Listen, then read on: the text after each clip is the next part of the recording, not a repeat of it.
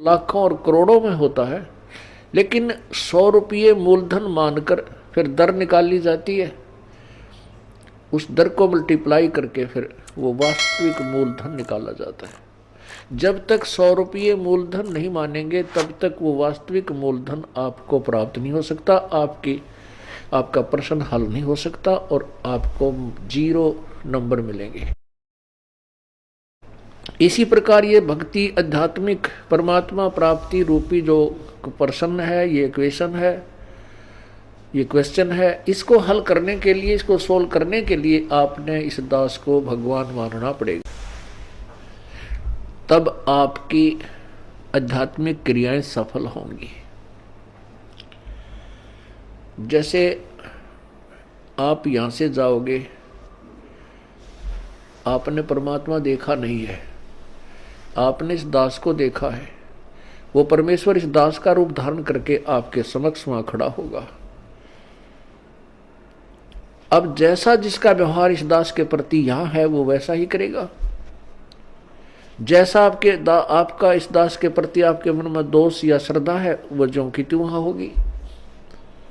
जब आपकी वहां एक बार फिर जो है पछोड़ लाओगा परमात्मा, आपके पास भक्ति धन भी है, आपके अंदर गुरु जी के प्रति वह श्रद्धा नहीं है जितनी भगवान के प्रति होनी चाहिए, तो भी आप वहां से रिजेक्टेड हो जाओगे तिरकुटी के ऊपर। पुण्यात्माओं, ये आपको रिहर्सल कराई जा रही है आपसे, और आपने इस रिहर्सल में इस दास को प्रभु मानकर व्यवहार करना है, परमात्मा जानकर हर तरह की क्रिया करनी है। बोलते समय, चालते समय, अंदर में कोई विशेष गुरु जी के विषय में विवेचन करते समय आपने ये जानना पड़ेगा कि जैसे हम भगवान के बारे में सोच रहे हैं, आपने ये विचार करना चाहिए कि हम गुरु जी के बारे में क्या सोच रहे हैं। नहीं, हम भगवान के बारे में सोच रहे हैं। यदि इस दास में कोई दोष देख रहे हो तो आप परमात्मा में दोष देख रहे हो, या तो फिर त्याग जाइए, यहां से चले जाइए।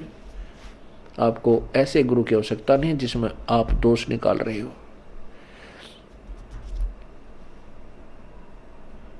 हम इसी प्रकार परमात्मा को प्राप्त कर सकते हैं। गुरु मानुष कर जानते ते नर कहिए अंधे, ओवे दुखी संसार में आग काल के फंद। गुरु जी के प्रति आपकी कैसी श्रद्धा हो।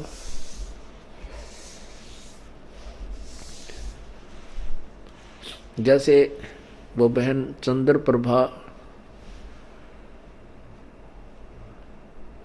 परमात्मा गुरु जी को भी गुरु भी धारण कर रखा था, और जगन्नाथ जो पुरी वाला भगवान है, जो मिट्टी का माधो, उसको भगवान मान रही, और वो वास्तविक परमात्मा उनके पास रहे, उनसे बात करे, उनको ज्ञान समझा, उसको सुख दे, वो भगवान नहीं। फिर भी श्रद्धा वही थी उस नालायक की।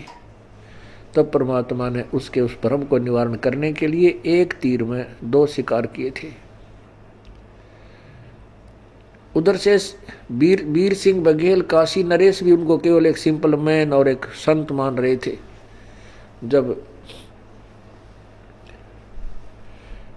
वही धोती जो वो बहन चंद्र प्रभा वहां लेकर गई थी जगन्नाथ के मंदिर में, और जगन्नाथ के मंदिर में चढ़ा दी थी श्रद्धा से, और वहां से उठकर वह बाहर परिसर में आकर गिरी थी, आंगन में गिरी, और आकाशवाणी हुई थी कि जगन्नाथ तो बनारस में बैठा है, वो कबीर नाम जुलाहा कबीर रूप में वहां विराजमान है, और तू नालायक यहां आ गई।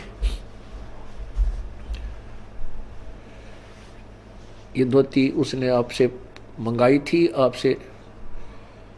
आपने वहां चढ़ानी थी।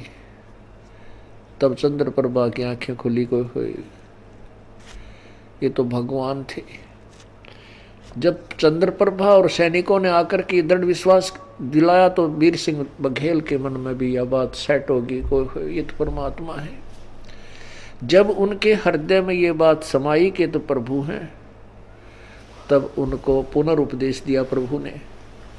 वीर सिंह से कहा कि नाम ले दोबारा, कित का सार नाम के चक्कर में पड़ रहा है।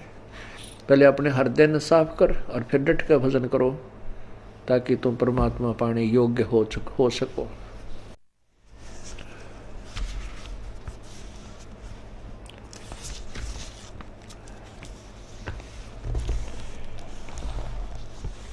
गुरु जी के प्रति, गुरु की महिमा आप प्रतिदिन पढ़ते हो नित्य नियम में, लेकिन आप पढ़ते हो उसके ऊपर विवेचन नहीं करते। आप प्रतिदिन क्या सुनते और पढ़ते हो? कबीर दंडवत गोविंद गुरु बंधु अविजन सोए, पहले बहे प्रणाम तेन नमो जो आगे होए। कबीर दंडवत गोविंद गुरु, गोविंद गुरु माने गुरु भगवान को नमस्कार करूं।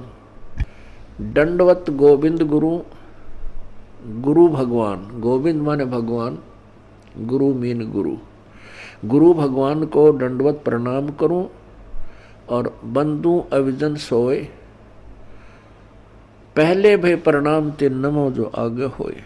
ऐसे महापुरुष गुरुदेव के तुल्य आगे और पीछे जो भी आए हैं उन संतों को नमस्कार है।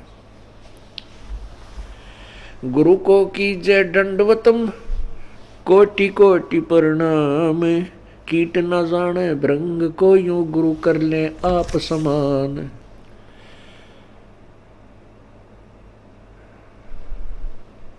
गुरु गोविंद कर जानियो रहियो शब्द समाए, मिले तो दंडवत बंदगी नहीं पल पल ध्यान लगावे। अपने गुरुदेव के प्रति परमात्मा तुल श्रद्धा बनाओगे, तभी आप परमात्मा के चरणों में परमात्मा को प्राप्त कर सकोगे।